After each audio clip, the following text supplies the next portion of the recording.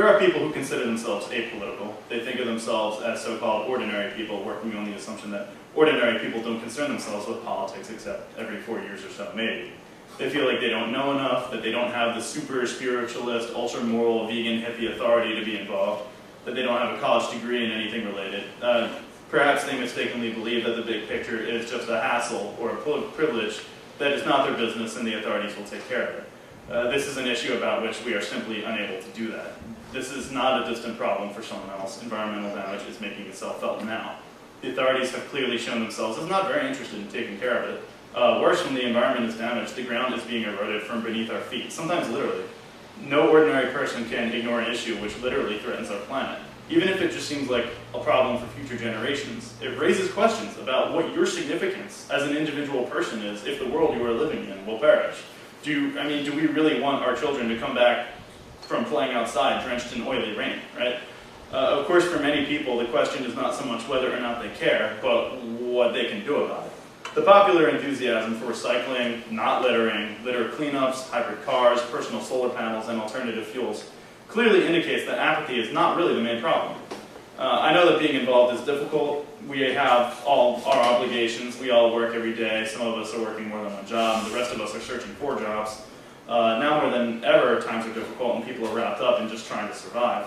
However, I'm going to put forward some things people can do, ordinary people can do. I understand that environmentalism is sometimes dismissed as a cause for people who have too much time on their hands. Unlike struggles against racism or labor struggles, it often seems to attract a crowd of people who have attained a degree of comfort. However, these days, the majority of Americans are not really comfortable. Many of us have lost our jobs or cannot get one.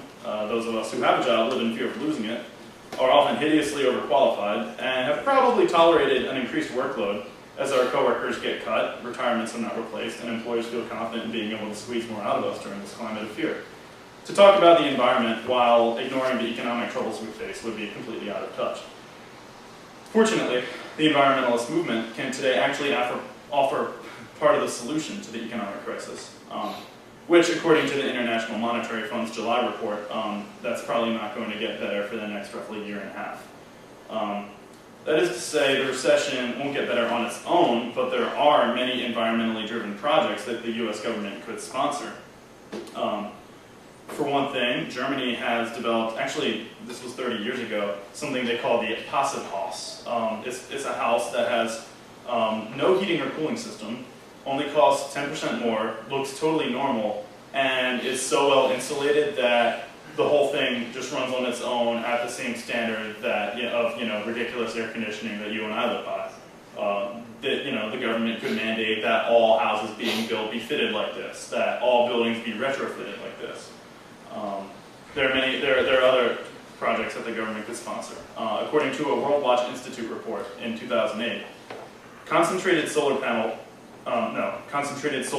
plants based in the Southwest alone could create 7,000 gigawatts, which is 7 times the amount of energy the US is currently capable of producing. I'm not talking about photovoltaic cells, I'm talking about large mirror arrays. We could, within a reasonable amount of time, run the entire power grid off of solar in this country. Offshore wind farms are capable of powering the entirety of Europe and could provide a similar boost in the USA. According to a Massachusetts Institute of Technology study, the USA could generate 2,000 times as much energy as it needs using strictly geothermal sources. The first solution, concentrated solar power, could be operational within a few decades for $420 billion. The gulf between what is being done and what can be done should sort of make us feel like we're being cheated of the planet. This needs to be a government-led effort because there's just too much profit in having us all hooked on cars and gasoline every day. The world produces 70 million cars per year, which is great business for some people and obnoxious for the rest of us. The amount of both skilled and unskilled jobs created by such a massive infrastructural program would really be tremendous. Once upon a time, before the wars and bank bailouts, $420 billion from the government may have sounded like a lot of money. We have now been shown that when the system sees the need for something, it can really shell out the money. Again, a world that produces 70 million cars per year can produce what it needs to make a sustainable economy. Many people have the knee-jerk response of wondering, where are we going to get all this money in times like this?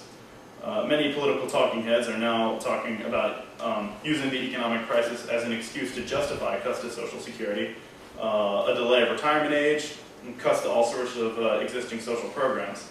Somehow, like this plague of rabies, a new fixation on balancing the budget has arisen. While this was somehow not an issue a few years ago as the USA racked up massive debt by spending on war, we have developed a morbid, masochistic fixation on sacrificing our standard of living in order to balance the budget, which is somehow apparently supposed to fix the crisis, though how balancing the budget fixes the crisis is never actually explained either. Politicians in both major parties are talking about shared sacrifice, which is, of course, again, never really shared in a country where the average CEO makes over 500 times the amount of the income of the average employee. Most bizarre of all is this new romantic glorification with savings. As if people not spending money somehow stimulates the economy instead of crashing it. All of this is embodied in the massive New Jersey budget cuts, including an $820 million cut to education, among other things, often derided by Democrats as Christie's cuts, but now thoroughly bipartisan with the state assembly's approval. These cuts damage my own future personally, and that of many other people, such as low-income children who had meals because of breakfast programs, the mentally ill, and anyone who enjoyed libraries, which are losing about 3/4 of their state funding. We seem to be suffering from some kind of massive historical amnesia, forgetting the cyclical, interdependent nature of economics witnessed during the Great Depression. That when one person or one company cuts costs or fires personnel, their former employees or the people they were trading with are now faced with further economic difficulty, and it compounds and multiplies and builds from there. Likewise, the reverse is also true. Resumption of business and new hiring allows for new spending and new purchasing, prompting more business, and the cycle comes back to life. But no one in the private sector will be the first to bite the bullet and begin spending again. Only the government, as the representative agency of society's collective will, can have the ability to make that first step. That also happened during the Great Depression, and it helped the USA out of it. Somehow, recently, the USA has seen a revival of Hooverism. I'm referring to the economic attitude of President Herbert Hoover, who confronted the Great Depression of the 1930s by allowing business to run its course with confidence that things would fix themselves. Well, they didn't, and he was promptly voted out of office and replaced with FDR, who in the form of the New Deal oversaw a massive jobs program, which employed over half of the country's jobless people in a time of between 20 to 25% unemployment. War spending also had a bit to do with it, but that is a political choice. Spending on constructive things can be just as much or more stimulating to the economy than spending on destructive things. And such spending allowed the economy to emerge from its slump. And allowing it to emerge from its slump allowed it to begin making money again, and therefore allowed it to pay off the debts it incurred.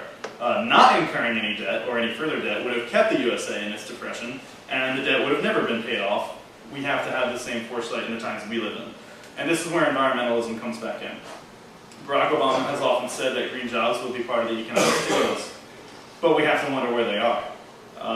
Actually, he seems to be throwing more money at the problem by bailing out General Motors and spending on road repair.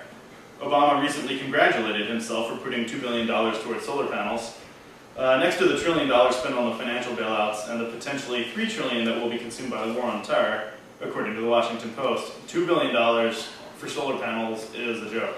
Contrary to his Roosevelt-like public image, even Obama is himself too frighteningly similar to Herbert Hoover these days.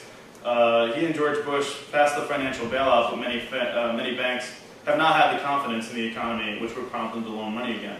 Some jobs have been created, but in the scope of things, not very many. Again, the IMF is predicting non-recovery in the next year and a half. Meanwhile, states are actually cutting jobs and programs, and the federal government is not providing enough financial backup to keep states from needing to do this. For the extra cynical, this might even appear as a deliberate strategy to impose cuts in reality on the state level, while the federal government, both the President and Congress, are allowed to project a liberal image, while enacting measures which are in many instances actually to the right of George Bush's government.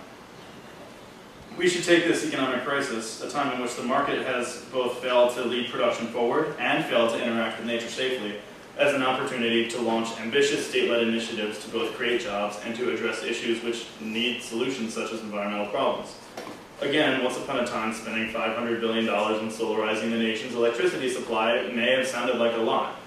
These days, with the enormous sums of money thrown around on socially useless things like banks and wars, it is almost obvious that a massive project to reestablish the foundations of the American economy on a safe, sustainable basis would be wildly popular if actually put up to a general vote.